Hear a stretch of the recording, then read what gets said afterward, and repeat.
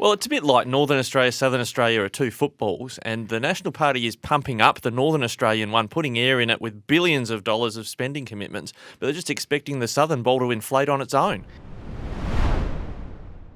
Well, here on the Flow Morning Show, we take a look at the issue of the day in federal politics, and with the election looming, we go across the seats of Wannon and Mallee in Victoria, Riverina and Farrer in New South Wales, and Barker and Grey in South Australia. Rikki Lambert is with me, and 450,000 jobs in regional Australia is the Coalition's promise if they're elected. Is this pie in the sky, Rikki? Well, you could have blown me down with a feather, Wayne. 450,000 jobs. It sounds amazing, but let's boil it down. You've crunched the numbers on this. It's not that much in any given regional electorate. Well, I think it could be something that natural growth could see happen.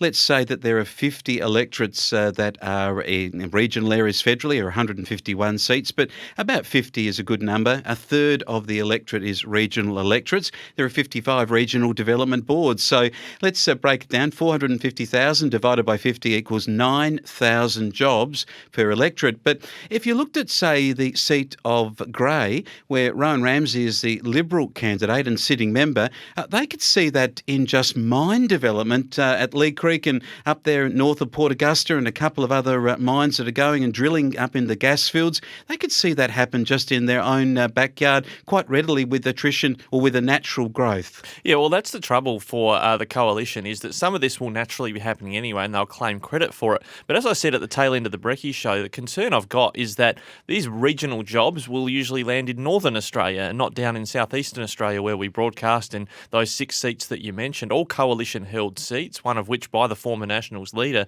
But I'm not sure that you're going to see those 9,000 jobs. You might see 18,000 jobs in the Northern Australian seats and 0 new jobs in the Southern Australian seats. So if the federal government spends $5 billion in a dam up in North Queensland, then how many jobs is that likely to create? And would they be jobs that are sustainable beyond the time of the building of that structure?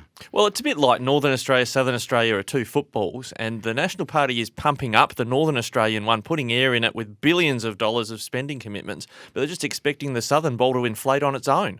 Well, how does it inflate if you don't have, say, candidates in those seats that are able to achieve good funding? I mean, we could say for the seat of Farrer in New South Wales that it has the River Murray there that runs along. It has a lot of rice farming and also broadacre farming, grain farming, cattle farming, and then it's got a couple of big cities that are in that region. Deniliquin is a big town, and Albury. So how would that electorate regionally grow with these say 9,000 new jobs? Well, what's happening in those southeastern Australian seats in regional Australia is that they're suffering from a Coalition dummy spit, because the Murray-Darling Basin Plan is seeing more water delivered for the environment down to South Australia, and no wonder that they're putting $5 billion into a new dam in Townsville. They're saying, I think the Coalition effectively is saying, we've given up on expanding irrigation or efficiency in the Murray-Darling Basin. We're just going to start again in Northern Australia.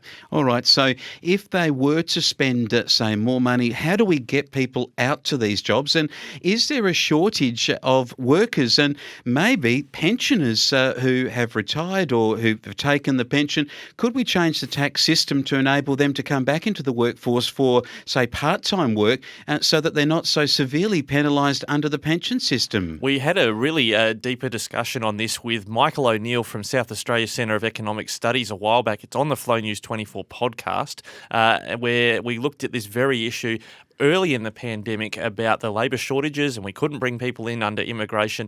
He was saying then this is exactly what we needed to do. Here we are theoretically at the tail end of a pandemic and we're still debating whether it should happen.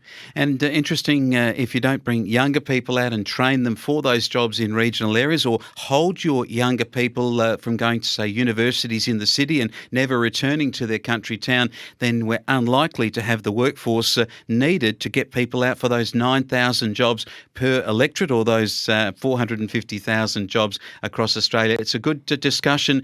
Thanks, Rikki Lambert, for joining us this morning. We'll follow through this federal election time on a range of these policy decisions that affect regional Australia that somewhat may be exaggerated in terms of number. We're going to try and look and drill deeper into that to see whether they are truly policies for people and the benefit of regional Australians.